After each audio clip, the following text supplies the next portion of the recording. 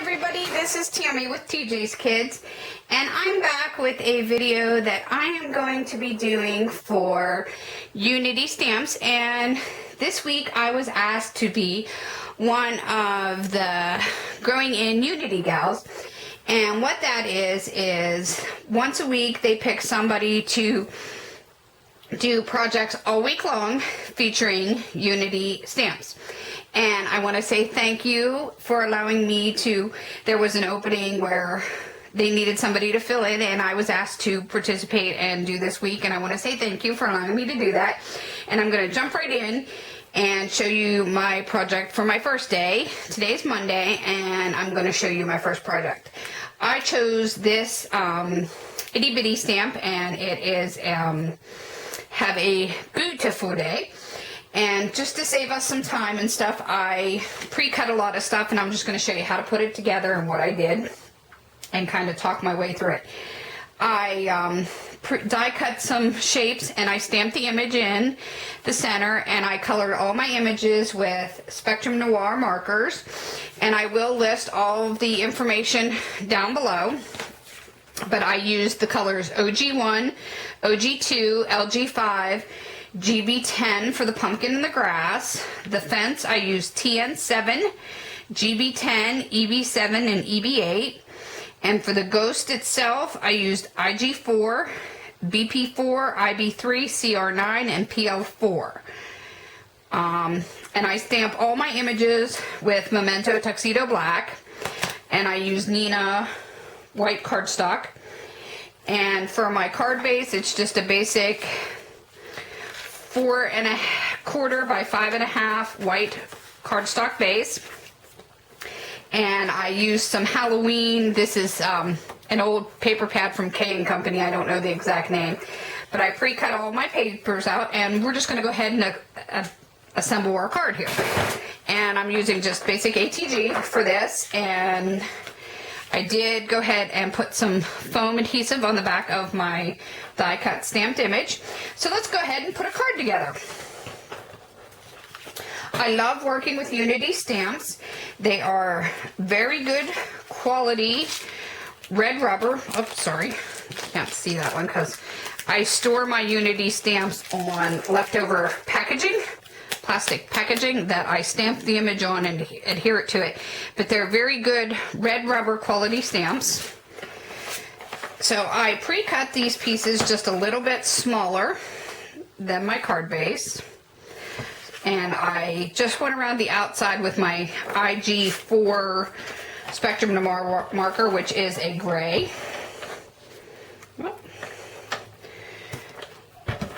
Let's get a little bit of ATG on here. And we're gonna line that up.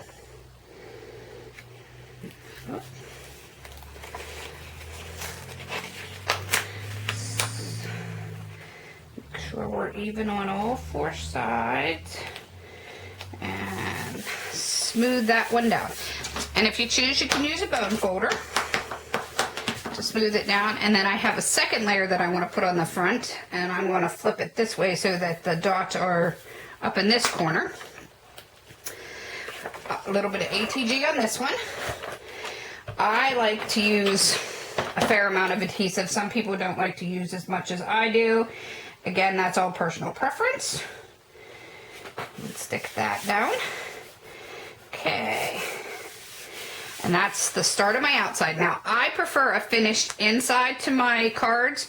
So before I put my decorative image on the outside, I'm going to go in and put my inside together. And I did the same thing. I cut a basic paper just a smidge smaller for my inside.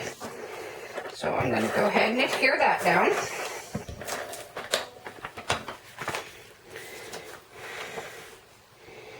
And this stamp set, as you saw, came with a little sentiment. And I also stamped it out. And it says, "Have a beautiful day."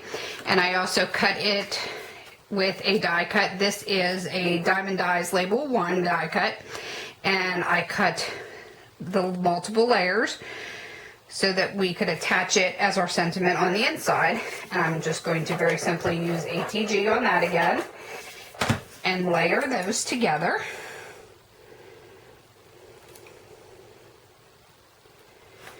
And then I'm going to simply add a little bit more ATG to that second layer, center it on the inside of my card, and smooth it down. And the inside of my card is now finished.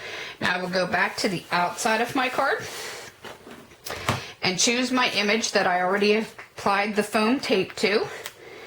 Peel the foam backing off.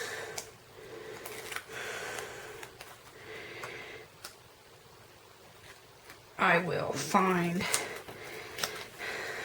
the center where I best like the position of my image to go, and I will put it down there.